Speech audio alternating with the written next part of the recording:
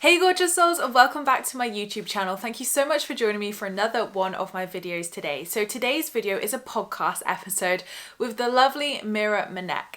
And this is a fantastic podcast episode from my podcast, Spiritual Queen's Badass Podcast, that is available on iTunes, Acast, and Spotify, and anywhere that distributes podcasts. And of course, my guest episodes also appear here on my YouTube channel under my podcast playlist. So you can watch this and so many more fantastic interviews with teachers, leaders, and authors. So today's conversation is with MIRA Manek, who is an Ayurvedic expert. She was also a best-selling author, and I loved this conversation.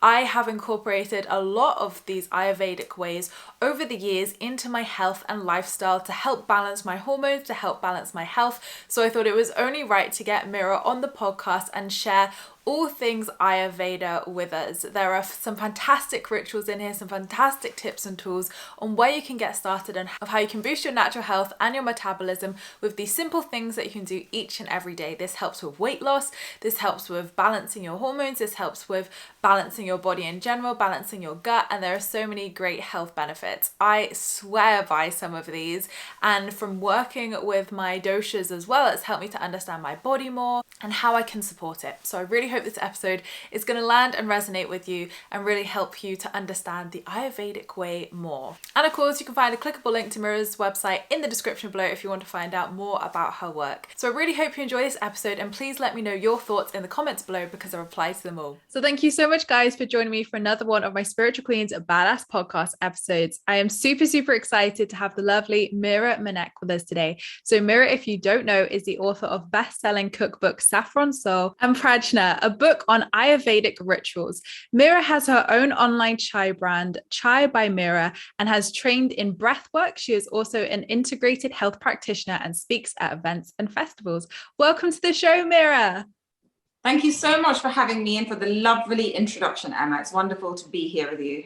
Oh, my pleasure. I'm so excited for this conversation. So one question that I will always ask every guest when they come on is, when did you spiritually awaken? What's your story? Such an interesting question, and not one that I've really thought about, but it definitely happened in India. And I think I would say at the age of 12, I went for my first, what we call gathas, and I've written about it in my book about my spiritual leader, who I started following at quite a young age. And I went with my sister for the first time to a little town, and he does these 9-day recitals all over India and all over the world, really. He's done them in London and America and Canada and all over, like Dubai, all places. And I went to a one in India in the middle of like this small village, but lots and lots of people. Like you could literally get lost in the masses of people. And I just was magnetized and pulled by the draw that he had, but also by everything he was saying. And I remember coming back feeling like I'd been to a different planet, and I couldn't quite fathom how to immerse myself in normal life back in London. And then from then onwards, going back and forth from India to London, or to these different 9-day recitals around the world, which I got sort of into and addicted to, I guess I learned how to live between the two and have this more open life. But the first time I went, I think it was when I was 12, and it was pretty, it was an awakening experience, and one that I don't remember in terms of what it did to me or how I felt, but I do remember coming back feeling very transformed. Amazing. And it's amazing that you had that at such a young age as well, where it was just kind of brought into your awareness and you had those skills moving forward throughout your teens and sort of young adulthood. So how did that kind of experience then sort of shape your later years? Did you feel like you had more awakenings as you've come into adulthood and gone through like your adult years? Like how did you find that experience at 12 kind of shaped the path for you as such? It really did shape the path for me, I feel. And it's not something that I lost. It's something that I guess I progressed in and realized that actually, spirituality is also play. It's also enjoying this world. It's also working and doing the normal things, and yet maybe dabbling in and understanding what the world is all about. And I guess my root was the Indian scriptures and India, but the root can be anything. But then more and more, and as time went along, as I got older and as I traveled India more, and also traveled the world more, I realized that I found that same feeling in a lot of different places, and it didn't really matter sometimes whether it was India or not. Yes, India does still have a draw for me, and it always has had, and it feels like home when I reach there. But there are so many other places where I do feel that feeling, and I think that's the beauty of spirituality.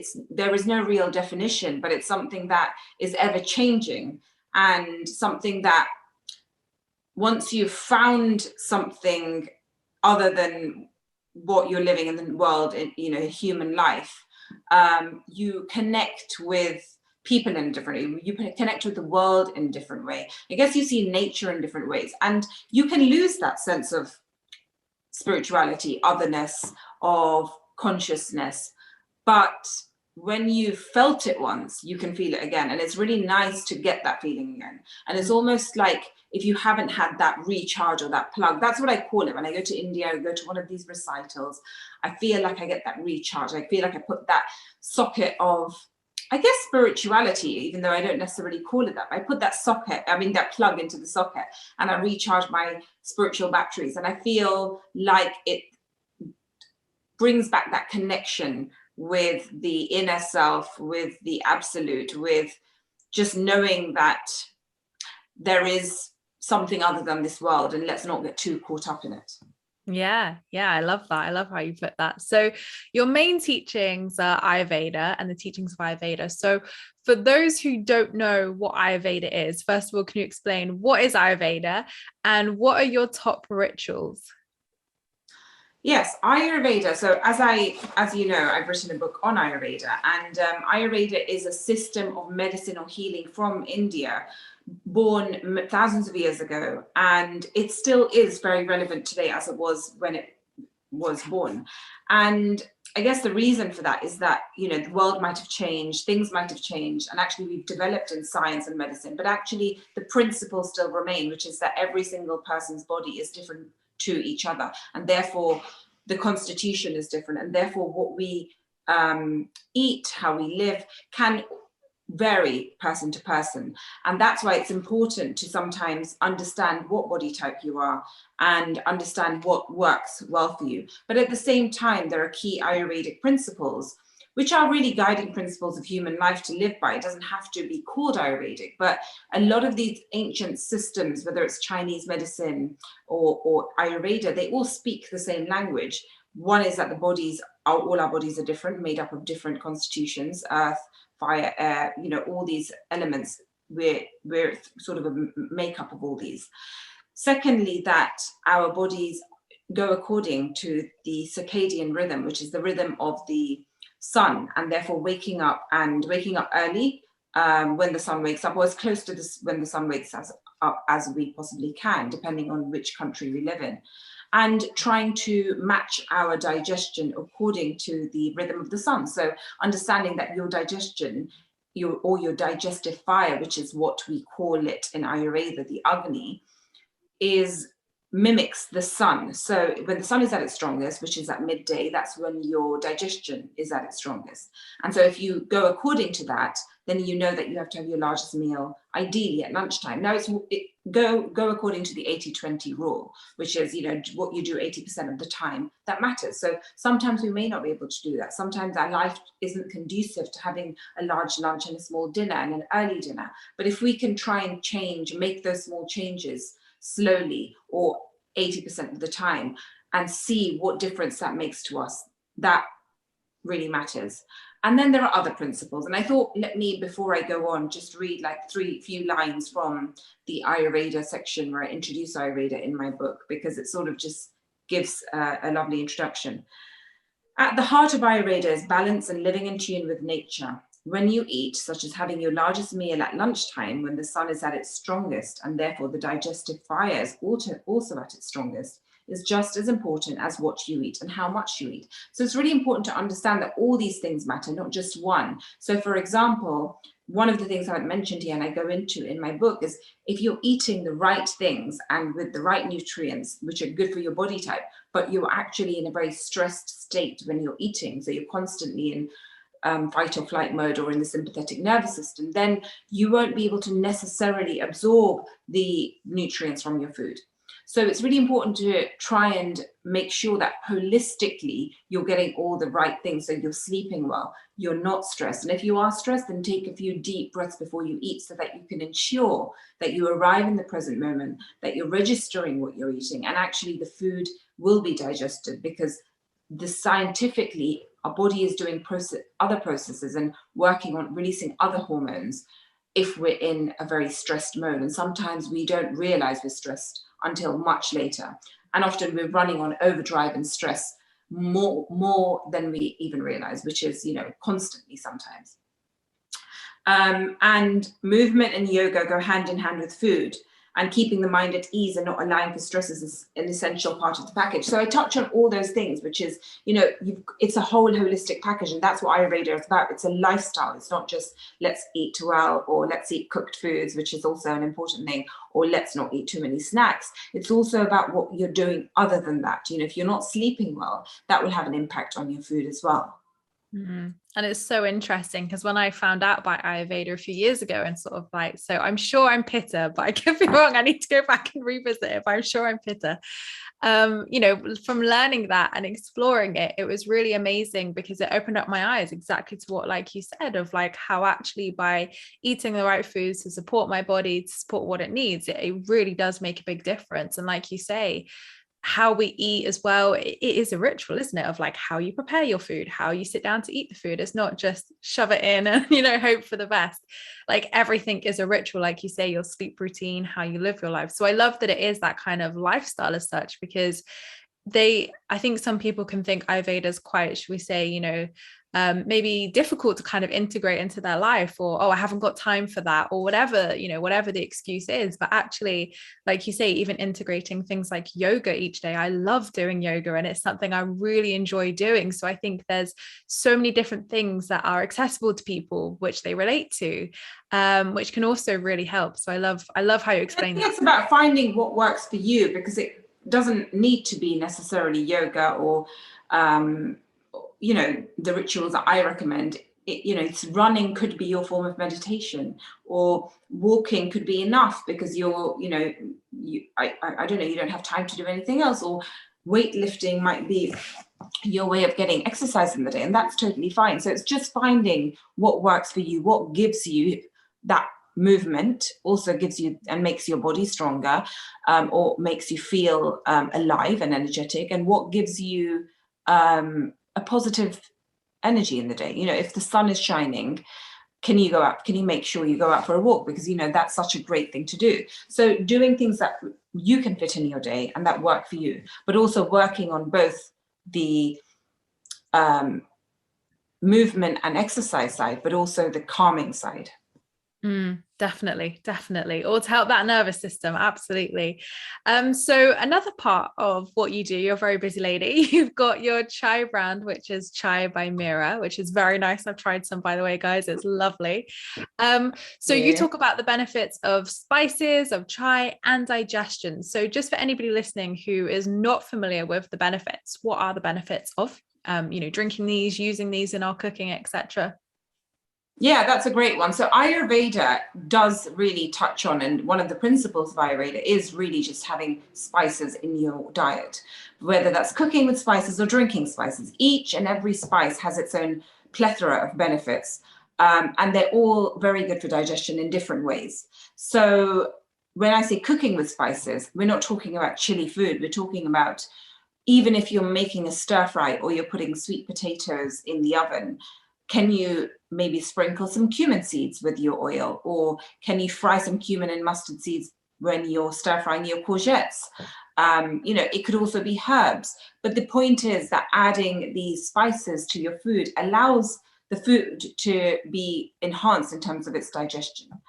And for example, asafoetida is something we use in pulses and beans and those sorts of things, because pulses, beans, lentils can actually cause flatulence, and asafoetida counteracts that. So in your initial oil, if you can put a little bit of asafoetida and then put in your lentils, your pulses, whatever it is, you will feel that gas a lot less. So there's a reason for every spice in the tin, in the spice box as such. But also, if you can, for example, Ayurveda recommends a tea that is good for all body types, which is a combination of cumin seeds, fennel seeds, and coriander seeds. And you literally just combine them in equal proportion, put them in a jar, and you put half a teaspoon or a teaspoon into your hot water, either boil it or just put hot water in your mug, and then you can sip on that tea. Let it steep for a little while so that the spices, infuse into the hot water, or boil it, and you'll see the water becomes a little bit translucent, yellow or green, and it has a bit of flavor, but it's not a bad flavor. And if you can sip on that during the day, either hot or cold, it doesn't really matter, as in room temperature or hot, it will just help with your digestion. And if you can't do all those three, then maybe just choose one. And if you have your ginger powder at hand and it's winter time and you feel quite cold, like I get quite, my circulation is quite bad and I do get cold. So ginger powder is a great one, and it's anti-inflammatory, but it was also very warming. So I put a bit of ginger powder or grated ginger into my hot water and drink it like that. So there's so many different spices. Cinnamon is really warming, and it also has that wonderful sweetness.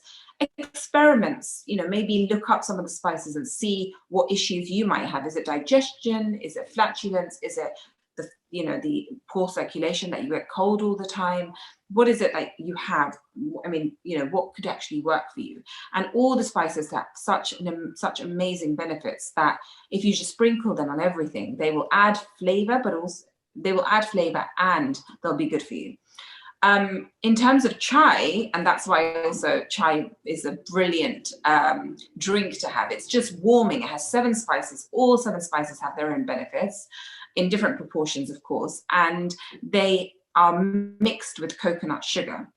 And coconut sugar is obviously got sweetness. It's a type of sugar. So you don't want to have like 5 cups a day. You want to have like maybe 2 cups a day, or something that will sort of satisfy that sweet tooth. And that's what I think this chai does. It's such a warming, comforting drink, but it's not super sweet. And it's also got that natural earthy sweetness, which coconut sugar has. And I think it lends itself deliciously to a drink like chai. It tastes a little bit like jaggery, if you know what jaggery is. It's delicious. And equally, coconut sugar is slightly healthier as well, and it doesn't spike your blood sugar as quickly as normal sugar does. But yeah, if you're diabetic or if you're really watching your sugar, then you shouldn't be having 5-7 cups a day. But it is a warming, delicious, sweet drink. You can just stir it into hot milk. And there's so many different flavors that we have: chocolate chai, golden chai, and cardamom. So then there's 7 spices. They're all delicious and they're in a lovely proportion. So that really works well. So yeah, ideally, you want to sprinkle spices on food and drink. And that's one of the principles of Ayurveda. I love that. And coconut sugar is my absolute favorite. I switched to it this year, and honestly, best decision I made, switching away from white cane sugar. I love it. Have it on my porridge, have it everywhere. So it's so yummy. I think it tastes, well, the one I have anyway, it tastes a little bit like coffee, I think, sometimes. Really? I'm like, oh, it tastes quite coffee-ish, but I don't know, maybe that's just me. That's interesting. I've not heard that before. I never thought that before. But now that you mentioned porridge, chai porridge is a delicious one as well. So sprinkling that chai mix of mine onto porridge, a lot of people do that, especially with their kids, and that's also really, really yummy. Lovely. I'm going to try that. So how can people then heal their relationship with their food? So this is something you're really passionate about. So how did you heal your relationship with food? Yeah, I am passionate about this, and this is not something I've yet openly spoken about on Instagram or that many podcasts, but it is something that I write about in my book, and it's something that has brought about this whole journey, because I grew up eating such nutritious, good, home cooked Indian food, which I sort of lost because I kind of went along with those fads of having snacks all the time and doing Weight Watcher diets and all of that. And I think that lingered for a while. I lost my hair a lot and I was yo-yoing in terms of my weight, and that's all I cared about. I thought being thin is equivalent to being healthy. That's exactly what I thought. And I can't quite believe I thought that. In terms of healing that relationship, I would say the key principle is understanding firstly, be present when you're eating. Secondly, really try and understand what's in your food. And that, for me, has become a real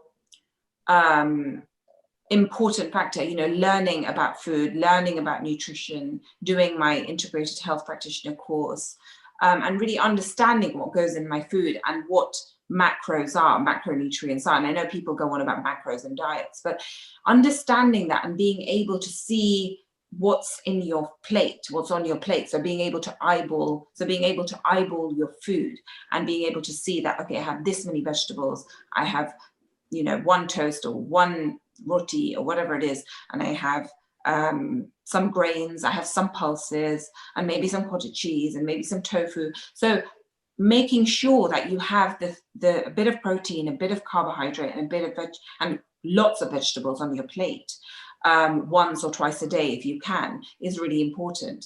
And also eating at home. Being able to cook your food sometimes. And if you are going out, it's fine to eat out, being able to make the right choices, or taking some food with you as well, so you don't get to that hunger point. I think the other problem is that sometimes we get to that hunger point, we're famished. This will happen when it happens to me. I just want something sweet. Like I will grab the next dark chocolate, and none of these things are bad, but when they're used as a replacement to a meal because you're just hungry, that's not a good thing, because then you'll continue to snack through the day. So how do you avoid that sudden dip? Well, making sure that you actually have those meals on time, when your body's ready and wanting the meal, and making sure that you have a fulfilling, nourishing and wholesome meal, not something that, looks really pretty but doesn't fill you up, or just some vegetables, because as good as vegetables are, they're not going to fill you up by themselves, unless you have some sweet potato in there, or if you have something a little bit carb rich in those vegetables. Obviously, it depends on the time of day and what else you've eaten in the day, but essentially try and really make sure that you have a balance of food groups in each meal. And also understanding why it's important that we have protein in our diet. As an Indian, especially growing up in an Indian household, which is vegetarian, we don't have enough protein in our diet. Dal, of course, lentils are great. They have protein, but they're only 40% protein. And it's fine not to have protein, but if you're doing workouts and if you're running or if you're doing lots of exercise, then you do need a lot more protein in your diet. And I think all of this has become really important to me, because I have yo-yoed in my life in terms of my body weight. I also have broken 2 bones. So I guess I was nutriently deficient in vitamins at some point in my life. And I wasn't really supplementing my diet with supplements. And I think that's really important. And understanding your body. Over time, you'll realize what your body needs and wants, and listening to that. I do cave into having snacks, and Ayurveda says we shouldn't snack between meals, because we want our digestive fire to open up and ignite for the next meal to come. And I do snack, but I think sometimes when you do want that snack, stack on the right stuff, keep things ready. And that, I think, for me, has been key: preparation and keeping things ready, so that you're not launching onto the, nothing's bad, but not launching onto the very things that are going to spike your blood sugar or your insulin very quickly. When you get hungry, going for a piece of toast or going for some chocolate, and all of that will spike your blood sugar. But if you're hungry or you just want to nibble on something with your cup of tea, what else can you have that won't spike you that much? Or if you're just wanting to nibble on something, can you just keep some carrot sticks handy? What can you actually prepare for yourself so that you're not going into that snack cupboard? So true. And I agree, like preparation definitely has been key with me over the years. And yeah, like you say, instead of they always say, don't they, like, don't go to a supermarket when you're hungry, because you're just gonna like buy all the worst things, because you're like food. So I think definitely the more we can prepare and be more conscious, like you say, with our choices, and more aware, definitely sets you up for success. Absolutely. I love those tips. So over the last year and a half, obviously times have changed massively for all of us around the world. And we've had to adapt. We've had to, go with the flow. We've had to really kind of take life as it comes at us each day, each month, etc. So how have you flowed with change throughout COVID, throughout lockdown? And what are your top tips for being able to flow with change? I think change is just one of those things that if you don't get used to it and you don't ease into it, life will teach you that things change all the time and you've just got to do it. And so I love this Alan Watts quote about, going with the wave, because the wave will go no matter what. And if you're going against it, it will still go, but you'd rather be going with it. So really easing into what change is about, and which is that life is the only constant in life is change. So understanding that, I think, really helps us understand that there will always be a new normal, and that it's beautiful holding on to memories, but let those be memories and don't mourn the loss of those memories so much. And there is of course mourning involved. I'm just saying that understand that there will be a new normal and that you will learn to love that new normal as well. I think change is a really important thing to ease into. And I think the quicker you can realize and the quicker you can accept that things will change constantly, relationships will change, people in your life will change, the more beautiful life will become, because actually variety is such a wonderful thing as well. And there is beauty in that as well. It's so true. And, each year we meet new versions of ourselves, we grow, we evolve, and everybody's doing that, like you say. So everything around us, and it's so true that, the only constant we have is change, and we have to really flow with that and learn in that letting go and surrendering stage. And it's hard. Like, I think no human can sit here and be like, oh my God, that's so easy to do. Like, it's hard to really surrender and trust and allow ourselves to be led wherever we're going. But it's like you say, when you're going with the wave, it's so much easier than when you're going against the wave, and allowing yourself to be held by the universe, by your higher self, by whatever you relate to. So so true. I think that, and there's there's something to be said about faith there. Having the faith that things will turn out okay no matter what in the end, but also about, and I know there's a lot of people and a lot of things happen in life that are really horrible, but those things, when change happens in a bad way, it's not a nice thing, and it will take time to get over that. But knowing that it will be okay in the end is really important. And learning to love change makes us less rigid as well. Absolutely. So my last question to you today, Mira, is what is one piece of life advice that you'd like to leave my listeners with? What is one piece of life advice? Well, the first thing is what we just mentioned, which is change. I think that's a really important one. Life advice, I think,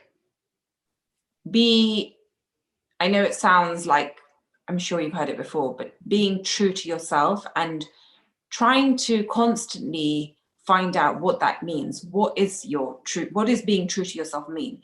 What is the inner authentic self that is you? And that question, when you're meditating or you're walking or whatever you're doing, who am I? And that question is a really, really wonderful, there is no answer. But it's a really great question to just keep asking yourself, because it will put different perspective on your life. Who are you? Are you the soul? Are you this body? Are you beyond that? Are you in the process of living 10 lives? What journey are you on? And asking yourself that question opens up that spiritual journey as well. So finding out who you are, being true to that, being your true authentic self, and asking that question, who am I? Love that. Thank you, Mira. Powerful. So where can my lovely followers and listeners find you if they want to know more about your work? I'm mainly on Instagram, which is at MIRA MANEK, MIRA MANEK, and at Chai by Mira, which is my chai brand, at ChaiBymira. And my website for my chai brand is chaibymira.com, where you can find all the different chais. And I also am on other socials, Facebook, Twitter, at MIRA MANEK. And that's basically it. And where can we get your 2 books as well? My 2 books, Saffron Soul and Prajna, are available on Amazon and on my chai website as well. So you can find them in both places. You'll get signed copies if you get it from Chai by Mira. Awesome. And I will, of course, put links to all of Mira's work in the description below, so you can have some really easy, accessible links as well to all of that. But thank you so much, Mira. Honestly, it's been such a pleasure having you here today. I've learned tons from this, so I'm sure everybody listening has learned loads as well. So thank you so much for joining us. Thank you. Thanks so much. And wonderful being here. So thank you so much, guys, for watching. I appreciate all your views and likes. Don't forget to subscribe if you're new here, because I would love to see you again soon. Don't forget to leave me a comment in the comments box down below of what you thought of this episode, as I'd love to hear your thoughts, and I'm sure everybody else watching would as well. And don't forget, you can also join my free Law of Attraction support group over on Facebook, where you can join myself and other like-minded souls, where we talk all things Law of Attraction and spirituality. I hope you have a fantastic week, whatever you are up to, and I'll see you all in my next YouTube video, which will be on Friday. Lots of love.